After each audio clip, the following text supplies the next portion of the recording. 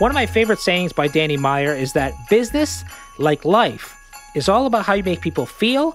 It's that simple and it's that hard. The simple act of gift giving at its core should leave the recipient feeling seen, heard, valued, understood, or appreciated.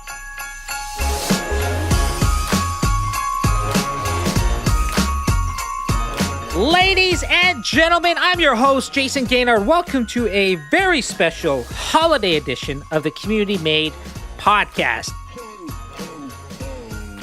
It's official. The holidays are here. No doubt your calendar is filling up with holiday parties, work events, family dinners, and an endless list of gifts that you need to buy.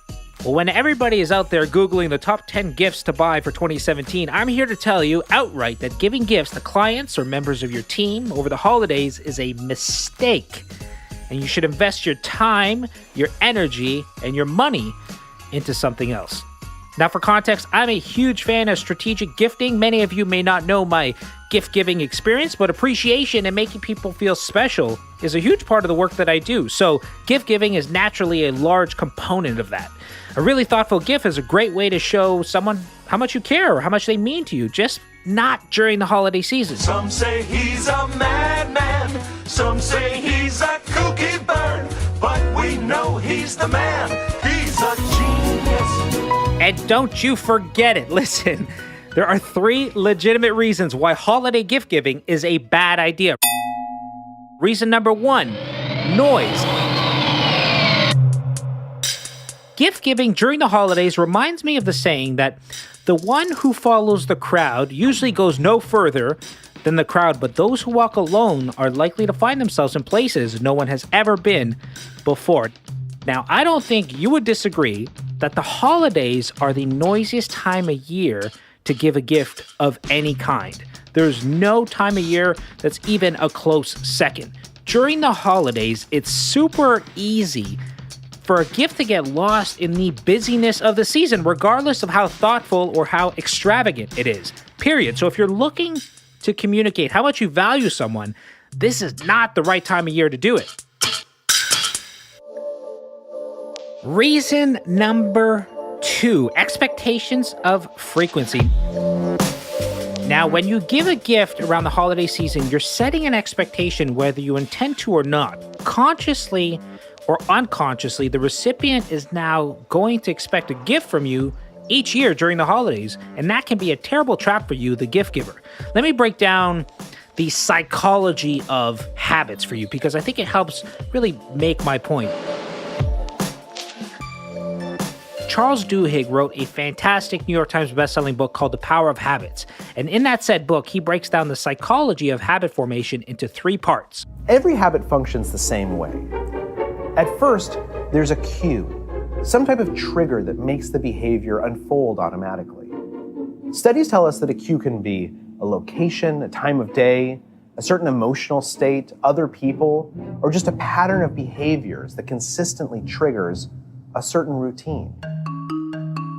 Now, the cue in this case is the holiday season, and the second component of habit formation is the behavior, and then finally the reward. And one could argue that the behavior is the act of gifting, and the reward is the gift itself. So unconsciously, on some level, you're setting an expectation in the mind of the recipient, saying that they will always be getting a gift from you around the holidays. And when I say always, I assure you, I mean always, because if you don't keep up with that expectation of frequency, then what you've done is more harm than good. If I receive a gift from you last year, but I have not received one this year, what does that mean? Am I no longer important? Do you no longer value my business? Do you see how that works? When you gift around a specific time of year, you create a cue, and you need to be very careful around setting expectations, as they're easy to get into and hard to get out of.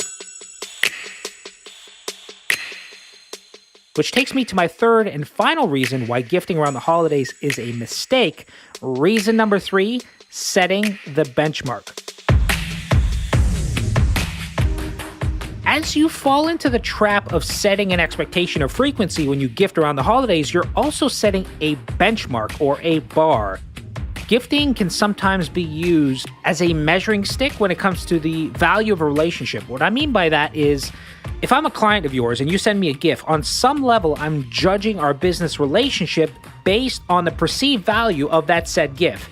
Meaning, if you give me a $100 bottle of wine, which is usually a terrible gift, and I'll dig into that more in a second, then that $100 bottle of wine becomes the benchmark against which I judge all future gifts I get from you. So the sticky thing is that it's difficult to gift anything of the same value in the future because what was once surprise and delight to receive is now just expected.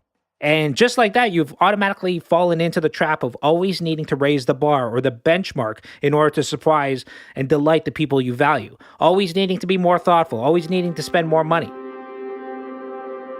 I'll give you an example of how I fell into this trap in my own personal life. When my wife turned 30 a few years back, I surprised her with a 10-day trip to Egypt, something that has been on her bucket list for many years. Now, historically, I've never been shy when it comes to spending money on my lovely wife for her birthdays because I care about her deeply.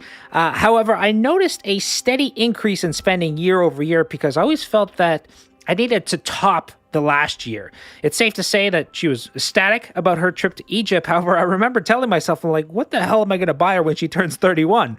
So for that 31st birthday, I had to reset expectations a little bit, which was probably a little uncomfortable. And I vowed that I would never give any big one-off gift around her birthday or holiday to avoid the benchmark trap. So how does one cut through the noise, steer clear of setting expectations, and avoid the benchmark trap or setting the bar? Well, it's pretty simple. When others are zigging, you zag. Quite simply, don't give gifts around the holidays and you'll steer clear of the noise of the holiday season. You'll also save yourself from setting expectations and benchmarking yourself in a bad way. Because when you throw out the cue of the holiday season, it's no longer a game of measuring apples to apples. And here's what I mean by that. After MMT Napa, which was in 2015, I remember a friend of mine asked me, what's your biggest pain point with mastermind talks? And to me, the answer has always been the same. It's benchmarking. It's setting the bar. Each year for the past 5 years, we've been able to raise the bar when it comes to the quality of the experience at mastermind talks. Now, I'm very thankful that we've been able to do that. However, the trade-off of raising the bar, as mentioned earlier, is that what was once surprise and delight becomes just expected the following year. So this hamster wheel of never-ending expectations is always looming in the background. When explaining this to my friend, he replied, instead of raising the bar every year, why don't you try throwing out the bar? And it planted a seed. I sat with it for a little bit, and it made me look at each annual MMT experience almost through a filter. How can I make this different than anything we've done before so that ultimately it's not a game of apples to apples, it's apples, oranges, and bananas. We want to make the experience so different that they can't compare one year to the last. And that's why MMT is a traveling event. We'll never do the same event at the same venue twice. Every year we do a total redesign from scratch because every venue is different. And because every venue is different, every experience will be different. And because every experience is different, our guests will have a hard time comparing one event to another. So to loop back to this issue on gift giving, when you change up the timing of gifting from the frequent queue of the holiday season like Christmas to one-off unique events, or even better, as an unexpected surprise, you throw out the bar because they can no longer compare what they got now to what they got this time last year. And this falls perfectly in alignment with one of my favorite quotes, which is, what works in the military works in marketing, and that's the unexpected. Now, I don't want you to look at gift giving as a line item on your marketing budget per se, but if positioning it as such helps you justify investing your time and resources to it, then so be it. Listen, your business comes from relationships, then relationships should be your business. And I promise you, very few things will return a positive ROI like a thoughtful, well-timed gift. For us, we spend more money on gift giving than we do any other initiative that you would consider marketing. We don't even have a marketing budget. However, something we do have is a biggest fan budget. Pay close attention to what I'm about to share because it's very important and I think very unique to us. Some would say that MMT is in a very competitive space. If you lump us in with events in general, then it would be fair to say that the folks in our space have very deep pockets, right? They have bigger speakers, better sponsors, larger teams, and more resources. But my belief is that caring is the ultimate competitive advantage. And if you're in our industry serving the same clientele, I will outcare you. It's as simple as that. And one of the ways I do that is by being their biggest fan. great marketers, whether we like them or not, have the ability to tap into empathy. Empathy is the ability to understand the feelings of someone else. So great marketers can put themselves in the shoes of their prospects by understanding their wants, their needs, their fears, their goals, their aspirations on a deep level, oftentimes better than they understand themselves. Now, humans at their core are incredibly simple. After 32 years of being on this planet, I've come to realize that 95%, if not more, of my arguments, conflicts, general friction in my life, regardless whether it's personal, professional, stems from one thing and one thing only: our primal need to be seen. To be valued, to be heard, to be understood, to be appreciated, these all fall under the umbrella of being seen. Being seen is tied to our strong need to belong, and belonging, since the beginning of time, is tied to our survival. 10,000 years ago, if you were not valued within your tribe, there was a good chance they wouldn't keep you around, right? Especially if it was a nomadic tribe that was constantly on the move. And if you didn't belong to a tribe, you were pretty much guaranteed to die. You'd either starve to death or you get eaten by an animal that's bigger than you. So what does this have to do with gift giving? It has everything to do with gift giving. One of my favorite sayings by Danny Meyer is that business, like life, is all about how you make people feel. It's that simple and it's that hard. The simple act of gift giving at its core should leave the recipient feeling seen, heard, valued, understood, or appreciated. Now, gift giving is simply a tool in the biggest fan toolbox. And the biggest fan philosophy is all about putting yourself in the shoes of your client and being their biggest fan or cheerleader. And really, when you look at your clients from a biggest fan perspective, asking yourself, how can I be their biggest fan, supporter, or cheerleader, the opportunities that will come up to deliver on that are just absolutely endless. But I will break down the biggest fan philosophy in detail, I think it's season 2 of the podcast. But I really want to continue to focus on gift giving because after all, 'tis the season. So, to reiterate, there are 3 super simple but completely legitimate reasons why you shouldn't give gifts during the holidays. 1, there's too much noise. 2, you're inadvertently setting some pretty loaded expectations for yourself. And 3, you could be benchmarking yourself in a very bad way. With that said, I'm still a very big advocate for gifting. I think it's super important when it comes to relationships and nurturing those said relationships. And it's just a great way to communicate how much you value someone. So let's get down to how to do gift giving right. Here are a few actionable steps that I fundamentally believe will 10x your gift giving efforts. I'm really confident in that. First, make it personal. The absolute most crucial component to great gift giving is client intelligence. Now, I'm going to share the following information in the context of you're doing this for your client, but really it's universal. Client intelligence, I use that in my own personal life with my wife. Throughout the year, I'm capturing, things that she likes or things that she makes mention of or anything unique to her. So client intelligence, ultimately in the context of business, is all about digging, whether it be online or in person, to get some really personal details about someone and capturing the facts, the quirks, dreams, aspirations, goals, anything that's unique to them and important to that said individuals. You should be gathering client intelligence all year round with every interaction. If I'm emailing someone and they say they have kids, I'll ask how old their kids are and I'll capture that. If I'm in conversation with somebody over dinner and they say that they're working on a book, I'll ask, do they have a release date in mind? And if they do, I'll capture that. Now, because the vastness of my network, I plug everything into a CRM. And I'm not going to tell you what CRM that is because it doesn't matter. You can even use a Google Doc. You don't need to get fancy with it by any means. The most important part is the act of capturing and keeping track of this information somewhere. Now, in case you're a little stuck as to the type of things to capture, here are some things that I've recently cataloged based on interactions. So Nadine, I had lunch with her probably 2 weeks ago. She's starting 2 new ventures in the new year, a subscription service business and a protein-infused tea company. Kevin, who's actually my attorney, has performed magic since he was a kid and absolutely loves magic, and so do his kids now. Ben, who's a client, had a business anniversary in November 13th. To be specific, he started his business in 2006. Ron is having his first child, a son, in January 2018. Chris is raising financing and is hoping to be fully funded by March of next year. Salim is moving to Toronto. Actually, he did move to Toronto in July. Michelle, who's a friend of mine who will be featured actually in season 3 of the podcast when it comes to creating raving fans, owns a great 16,000 square foot restaurant in downtown Toronto. Is just super, super passionate about teams and onboarding. And Jayson is somebody who participated in a charity boxing match. I say participated because I listed this stuff out before he participated. He participated in a charity boxing match a few weeks ago, actually in November.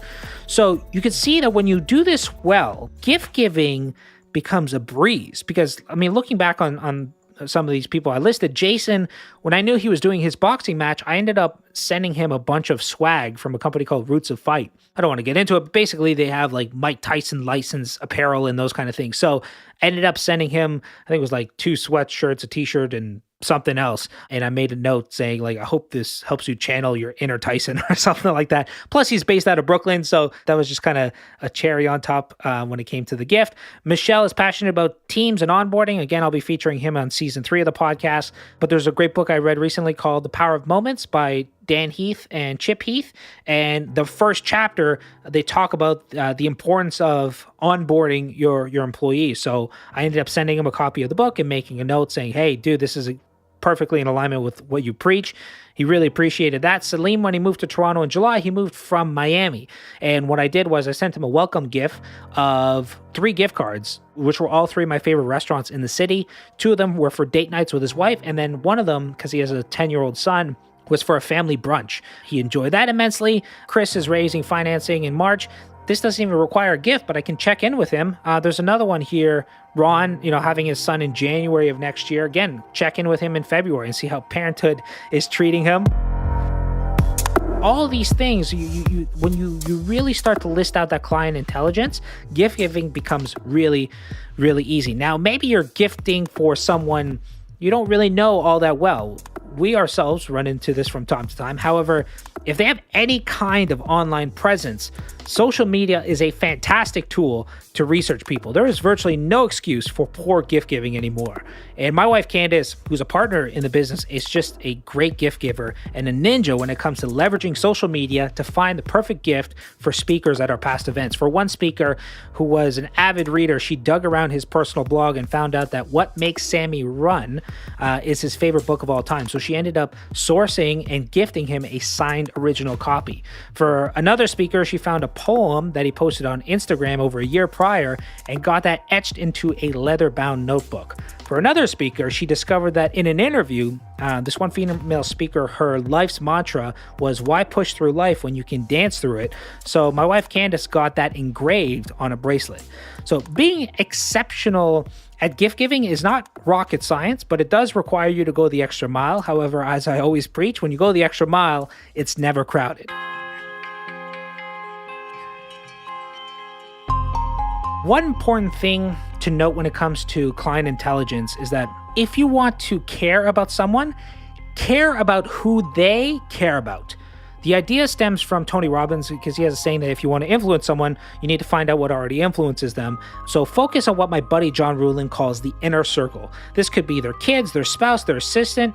Let me give you some examples. So one of our team members here at MMT had a daughter who was trying to raise money to go to Disneyland for her choir group. And I noticed this through her personal Twitter account. And I remember this is last year, I patiently waited until she was halfway through her goal and almost at her funding kind of deadline. And then I funded the entire campaign so that she surpassed her goal. Another example, or inner circle example, I went to visit a friend at his house for advice a few months back, and I took about 2 hours away from what would be normally kind of family time. So the following day, I sent an edible arrangement, which if you're not familiar with it, it's basically like a nicer version of a fruit basket, and I sent it to his daughter with a thank you note thanking her for letting me borrow her father for a few hours. And I guarantee you that gift fell within the unexpected. I did a similar thing when I was in Toronto recently. A friend of mine graciously opened up an office space for me to work out of while I was in the city. So the following day, I sent a large edible arrangement to his team, thanking them for sharing their office with me.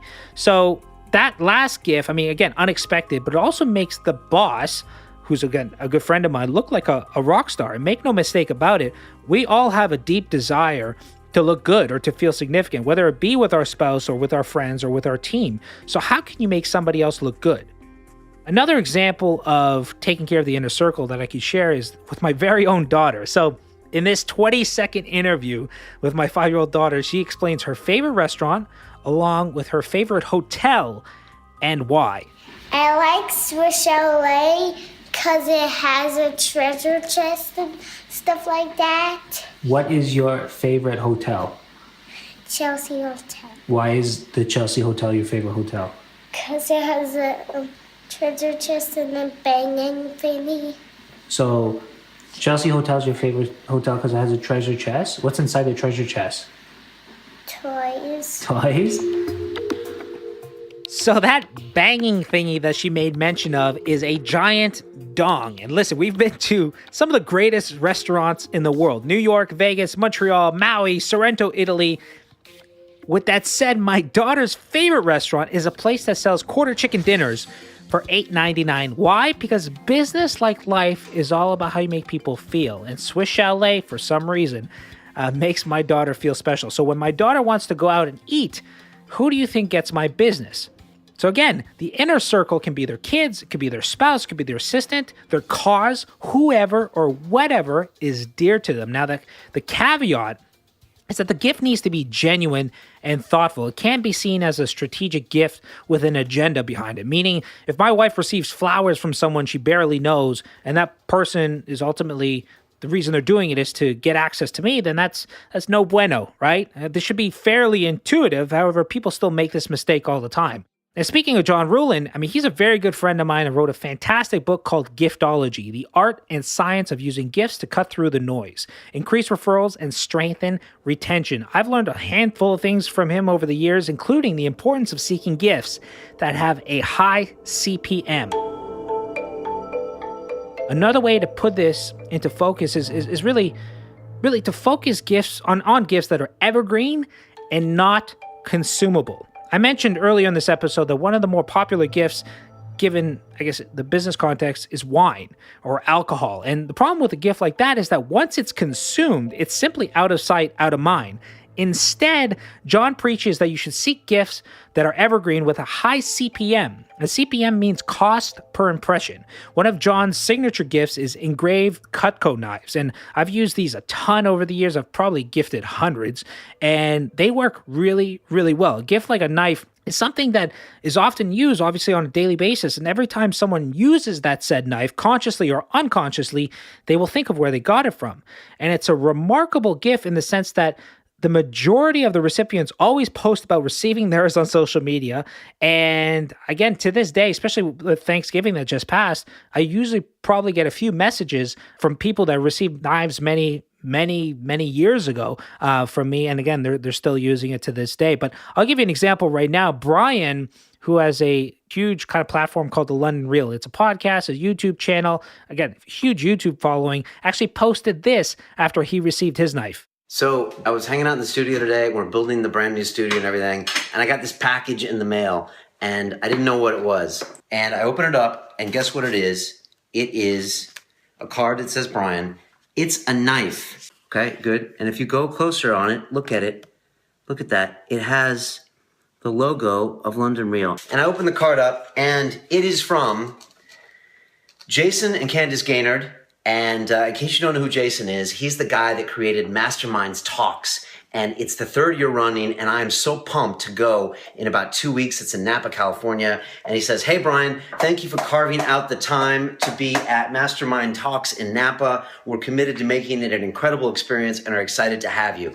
There you go. I'm off to go to that adventure, Masterminds Talks. Obviously, you can look it up and get more information about it, but I'm super excited to be involved. Also, our friends Alex and Mimi Icon are going to be there. I think Tim is going to be there again this year, and a bunch of other super cool people. So I'm pumped. Jayson, thank you so much. Jayson is just the most awesome, cool guy. He is like the ultimate, obviously, guy that puts together these experiences. They're not really conferences, they're really experiences. But he's also the most amazing connector. When Jayson puts me in touch with someone, he doesn't just write like an email introduction. He does an audio file that says, hey guys, this is Jayson. I wanted to introduce Brian to you. And so it's just amazing. So that's it. Thanks, Jayson. Much love. I really appreciate it. I can't wait to actually meet you in person in Napa, California. I'm really excited to come and see Masterminds. I've heard so many cool things about it. No pressure. And that's it. Peace from London Reel. Big love and thanks.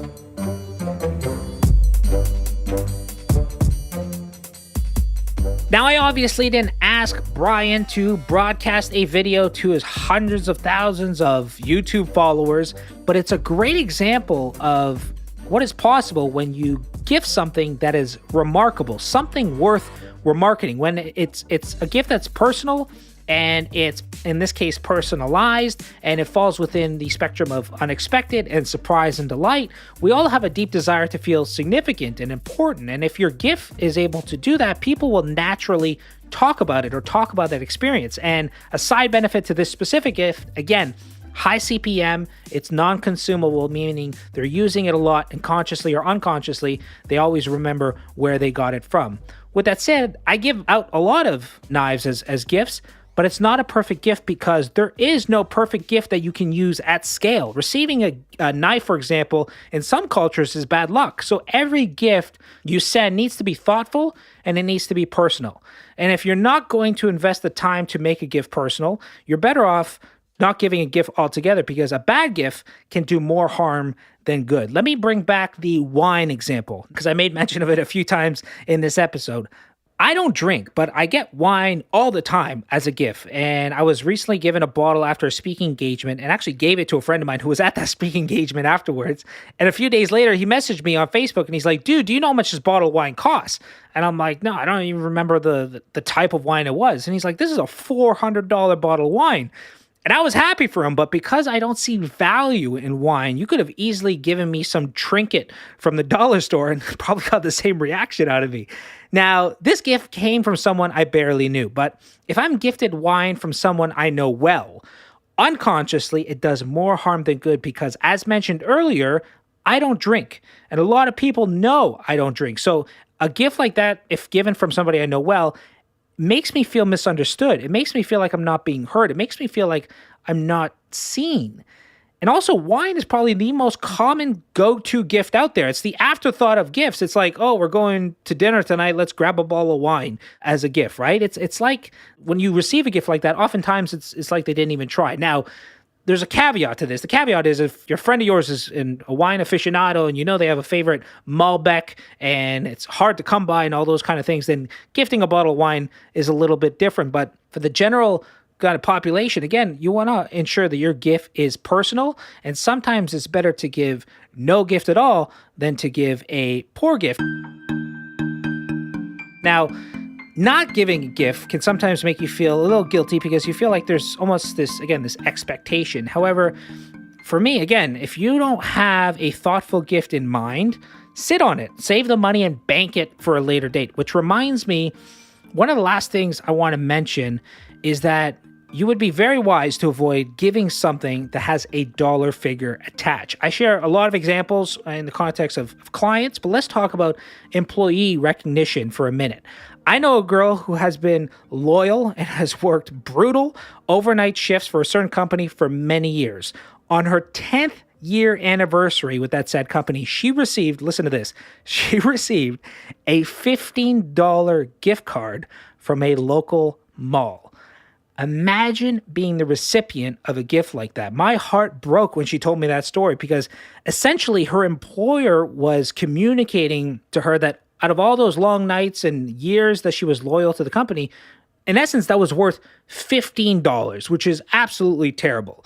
And that's kind of the problem with dollar value gifts. I mean, that was a terrible gift on many levels, but they imply that a person or that a relationship is somewhat tied to the dollar value of that said gift, whatever it is. So if it's low, it can be a painful insult. One quick kind of side note here, I don't remember which book I read this from. It was probably one of the first business books I ever read, but I remember this story vividly, which is a fun spin on employee gifts and Christmas bonuses is creating a points system. Studies have shown time and time again that money motivates neither the best people nor the best in people, yet Christmas bonuses are still common practice, and the ROI on them is terrible. Why? Because a bonus of any kind is often put towards a mortgage, a renovation, or credit card bills. It's consumed, and again, out of sight, out of mind. A cool alternative that I stumbled upon was, again, in this book, a company that gave points instead of cash bonuses during the holidays, and every year the company would create a catalog of products or experiences that they could exchange those points in for, because their philosophy was that if you bought a new TV for your home using these points, every time you saw that TV, you would remember where you got it from. So again, a perfect example of a gift that has a high CPM or cost per impression, because that gift could become something that they see or interact with ultimately on a daily basis.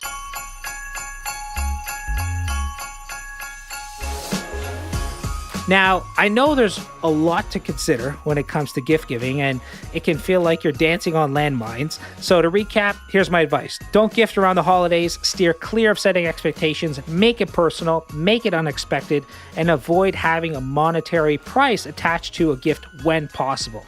Now, I promise you, if you focus on building your client intelligence and taking into account everything I shared in this episode, you will own the real estate in the heart of your clients like nobody else, or in the heart of your staff. And that is priceless. The last point I would like to make is Coco Chanel once said, "The best things in life are free. The second best things are very, very expensive." When was the last time you gave the gift of gratitude? As someone that can buy really whatever they want, whenever they want, whenever I get a gift, I cherish the note that comes along with that gift far more than the gift itself. William Arthur Ward once said, "Feeling gratitude and not expressing it is like wrapping a present and not giving it." The gift of gratitude is one of the best gifts you can give someone, because it taps into those essential human needs that I brought up earlier. We universally have a deep desire to feel significant, to feel appreciated, to mean something to someone, to matter. So when was the last time you expressed gratitude or appreciation towards a client, a supplier, an investor, a mentor, an employee, or even your spouse? Sometimes the best gifts are the ones that don't cost a penny.